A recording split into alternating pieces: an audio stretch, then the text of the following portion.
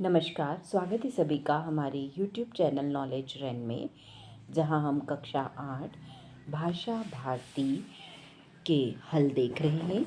आज हम पाठ 1 वर्दे के हल देखेंगे। ये पुस्तक 2025-26 के लिए आई हुई है। बहुविकल्पीय प्रश्न है, सही उत्तर छांटकर लिखिए। निम्नलिखित में से किस पंक्ति में अनुप्रास अलंकार है?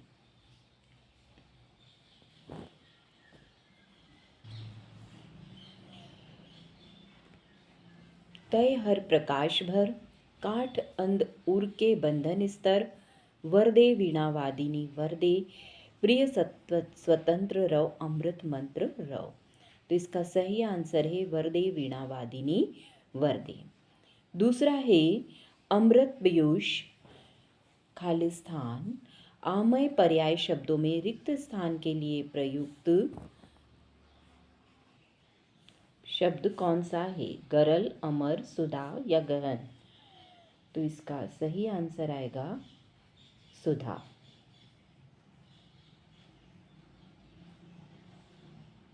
अगला है वीणा बजाने वाली देवी कौन है? लक्ष्मी जी, दुर्गा जी, पार्वती जी या सरस्वती जी? तो इसका राइट आंसर होगा सरस्वती जी। कवि किसे जगमग करने को कह रहा है? स्वयं को, संसार को,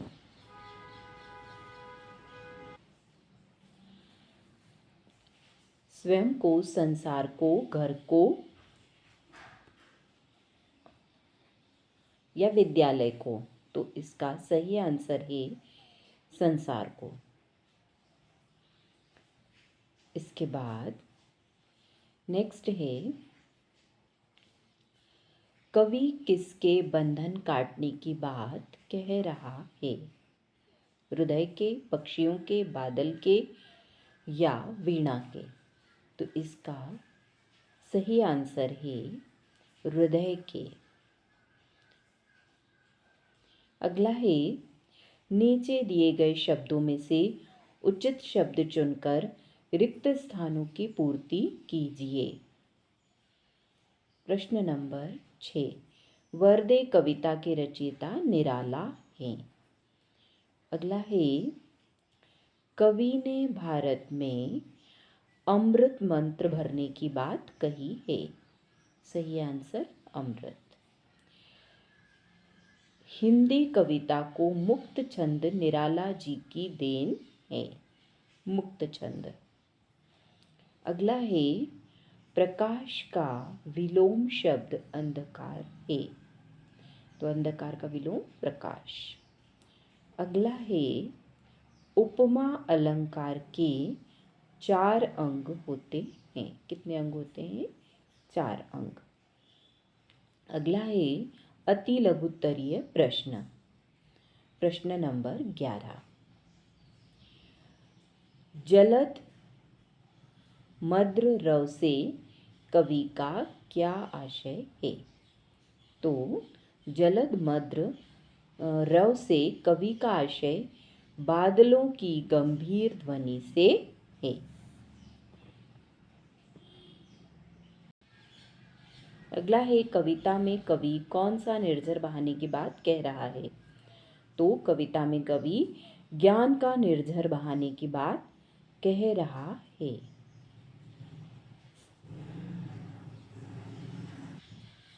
वरदे कविता की मुख्य भावना क्या है?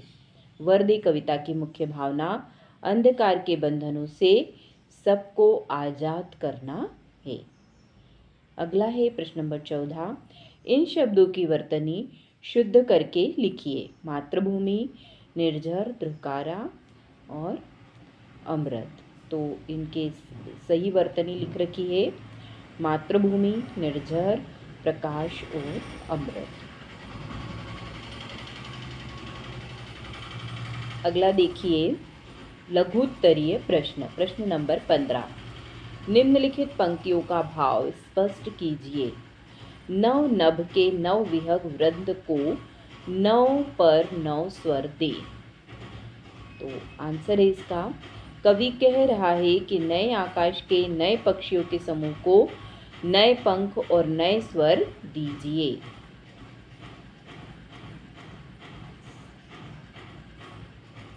इसके बाद अगला है प्रश्न नंबर 16।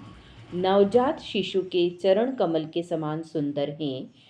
वाक्य में उपमेय, उपमान, साधारण धर्म एवं वाचक शब्द छांटकर लिखिए। तो उत्तर है, उपमेय है नवजात शिशु, उपमान है के चरण, साधारण धर्म है कमल और वाचक शब्द है सुंदर सामान।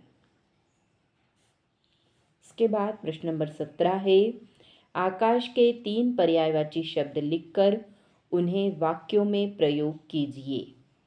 नभः वाक्य शुभ का नभ, सुबह का नभ बेहद सुहावना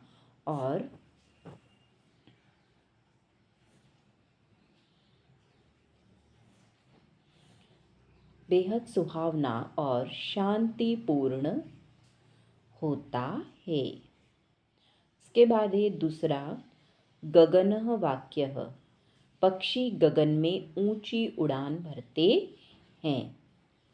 आसमान वाक्यः, रात में आसमान में तारे चमकते हैं और मन को सुकून में मिलता है। अगला देखिए प्रश्न नंबर 18, कविता में अलंकार का उपयोग क्यों किया जाता है, लिखिए। तो इसका उत्तर है, जिस प्रकार आभूषण से नारी का लावण्य बढ़ जाता है, उसी प्रकार अलंकार से कविता की शोभा बढ़ जाती है।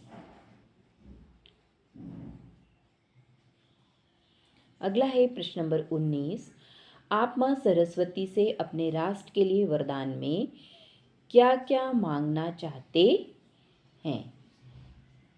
तो इसका उत्तर है, मां सरस्वती से मैं राष्ट्र के लिए ज्ञान और शिक्षा का प्रसार, सृजनात्मकता और नवाचार, सद्भावना और एकता, सांस्कृतिक धरोहर का संरक्षण और अखंडता और समृद्धि की प्रार्थना करूंगा।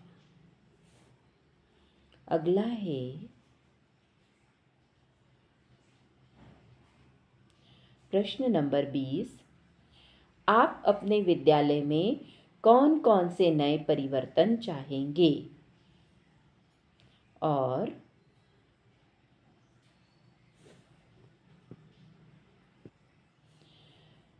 अपने राष्ट्र के लिए क्या वरदान चाहेंगे और विस्तार पूर्वक लिखिए। तो इसका उत्तर है, अपने विद्यालय में मैं चाहूँगा आधुनिक तकनीक का उपयोग, व्यवहारिक शिक्षा, तीसरा व्यक्तिगत विकास पर जोर, चौथा स्वास्थ्य और खेल सुविधाएं, पांचवा पर्यावरण संरक्षण। ये परिवर्तन छात्रों के समग्र विकास और भविष्य की तैयारी में सहायक होंगे। तो आज के लिए इतना ही। अगले वीडियो में हम पार्ट 2 आत्मविश्वास के हल देखेंगे। अगर आपको मेरे वीडियोस पसंद आ रहे हैं तो कृपया इन्हें लाइक करिए, शेयर करिए और चैनल को सब्सक्राइब करिए।